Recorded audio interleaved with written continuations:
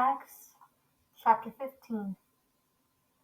Some men came down from Judea and began teaching the brothers, "Unless you are circumcised according to the custom of Moses, you cannot be saved."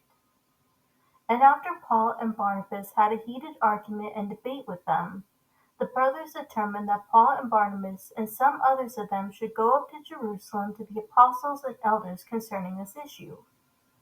Therefore, after being sent on their way by the church, they were passing through both Phoenicia and Samaria, describing in detail the conversion of the Gentiles, and they were bringing great joy to all the brothers and sisters.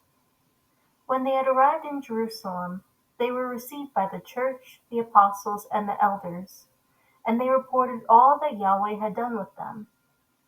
But some of the sect of the Pharisees who believed stood up, saying, "It is necessary to circumcise them and to direct them to keep the law of Moses." The apostles and elders came together to look into this matter. After there had been much debate, Peter stood up and said to them, "Brothers, you know that in the early days Yahweh made a choice among you, that by my mouth the Gentiles would hear the word of the gospel and believe. And Yahweh, who knows the heart, testified to them, giving them the set-apart Spirit, just as he also did to us. And he made no distinction between us and them, cleansing their hearts by faith. Since this is the case, why are you putting Yahweh to the test by placing upon the neck of the disciple a yoke which neither our forefathers nor we have been able to bear? But we believe that we are saved through the grace of the Savior Yeshua, in the same way they also are." And all the people kept silent, and they were listening to Barnabas and Paul as they were relating all the signs and wonders that Yahweh had done through them among the Gentiles. After they stopped speaking, James responded, saying, "Brothers, listen to me. Simeon has described how Yahweh first concerned himself about taking a people for his name from among the Gentiles.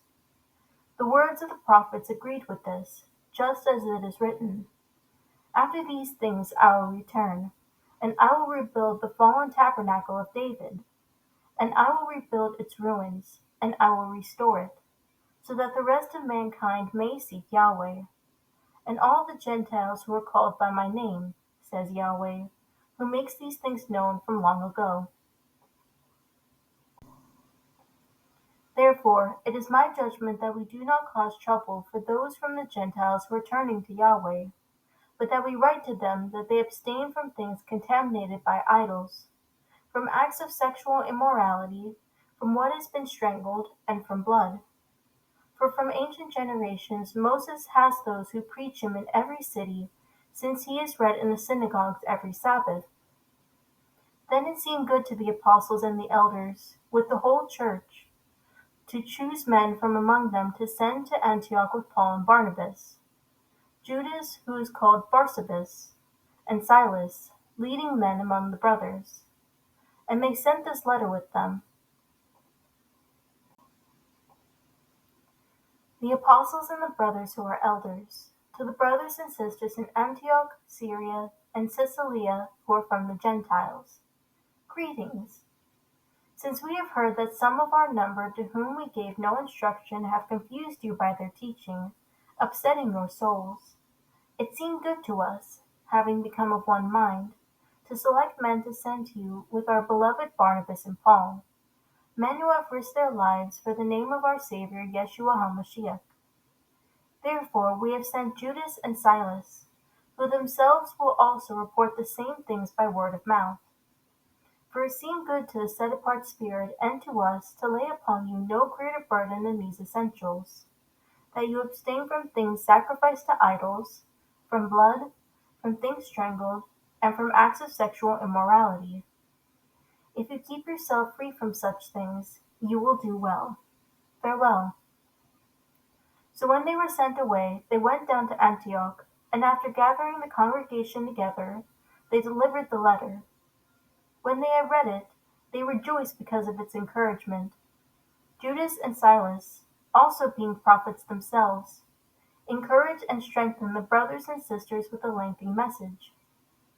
After they had spent time there, they were sent away from the brothers and sisters in peace to those who had sent them out. But Paul and Barnabas stayed in Antioch, teaching and preaching the word of the Savior, with many others also. After some days Paul said to Barnabas, "Let's return and visit the brothers and sisters in every city in which we proclaim the word of the Savior, and see how they are." Barnabas wanted to take John, called Mark, along with them also. But Paul was of the opinion that they should not take along with them this man who had deserted them in Pamphylia and had not gone with them to the work. Now it turned into such a sharp disagreement that they separated from one another, and Barnabas took Mark with him and sailed away to Cyprus. But Paul chose Silas, and left after being entrusted by the brothers to the grace of Yahweh. And he was traveling through Syria and Cilicia, strengthening the churches.